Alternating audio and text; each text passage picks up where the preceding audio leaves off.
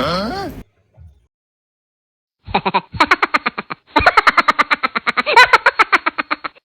no. Hi, good afternoon. So, ari naman ko di subong so far mailunggo na lang ko kayo na. Dili ko kay chindi sing ginamba ko sa Tagalog, in fairness. So, nandito ako, guys. So, nag-order ako sa sang tawaga chicharon bulaklak because gusto ko magkaon sang chicharon bulaklak ang ginatawag. So, I don't know kung tama ang proseso ko or sala ang pag-obra ko. So, doon mo lang nagaling. So, ko siya, ginsunod ko lang ginambasa ko na ginlaga ko man siya, ginlaga ko man ara. So samtang ginlaga ko siya, so nagluto ko kalubay, doon mo nakadako char. So gingluto ko kalubay, butangan ko sang family sardines. So di ba? Kaya para nga may sudan kami aside sa chicharon bulaklak kay wala pa ko kabalo kung ano saborya sini. So samtang nga nagalaga ko sa ngakon nga chicharon bulaklak, so gin slice ko man yung ngakon nga kalubay. Ang kalubay. Oh my gosh, di ba? So, ginano ko ni siya, gisahon ko ni siya, butangan sang sardinas, daw medyo gamay-gamay lang nga sabaw, para nga daw may, hindi man pala sapnot, kaya wala mo kung wala sabaw, sapnot, agay, aray. So, aragin slice ko siya sang magagmay. So, far daw kapayas nang mani siya sa borya. So, samtang nga naga-slice ko, ente pagtapos ko slice, agin lang tao ko tong akon nga gilnaga, so bago pa lang siya nagbukal-bukal. So, hambal ko ba na magabihan kit ko sini sa paglaga, parang tumaubos na yung oras ko.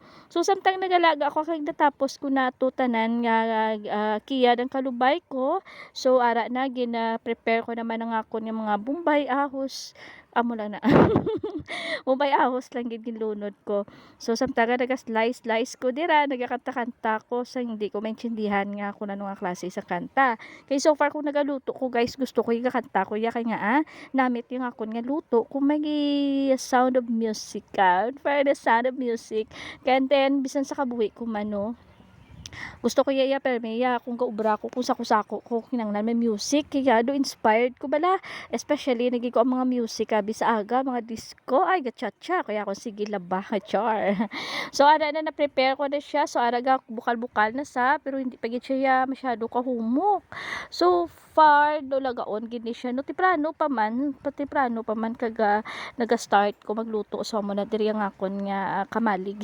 So ara na naluto ko na, natapos ko nalaga, and then samtang nga ginahulat-hulat ko pa nga maluto ang akong tinigang, so ginprito ko siya na sa side, sa diri nga part ni side sang gasol, and then sa piyak sina pagkatapos luto sa tinigang ko, so gingisa-gisa ko naman diri ang akon nga mga para sa kalubay ko. So ara na siya, and then ready na, gingisa ko na lang, and then after that luto ng akon nga chicharon bulaklak. So samtang naluto na nga ako chicharon bulaklak, diri naman ko nagbalik sa akon nga ginaluto nga kalubay with family's brand sardines. Manami ang family brand sardines kay nga malaman masarsa. Parang ikaw malaman, char.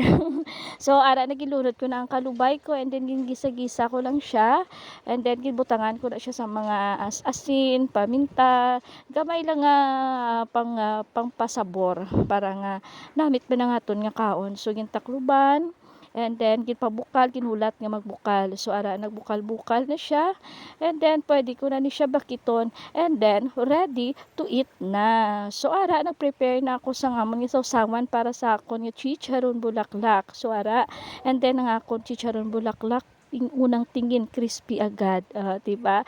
So ara na, guys. So makaon ng inyong lola, nagabihan ko matapos magluto. Kay nga dugay-dugay lang laga ko sang chicharon bulaklak. In fairness, kadugay ni siya gali. Kadugay-dugay gid gali lagaon. So gina-expect ko nga tama ka crispy. Ampot Diyos ko, do pagkagat ko, do mabutong ko yang ngipon ko. Oh no. Wala ko kabalo kung tama man gid bi ang pagluto ko, or tama ni ang ginbakal ko. Chicharon bulaklak gid man ni, nga mo niya.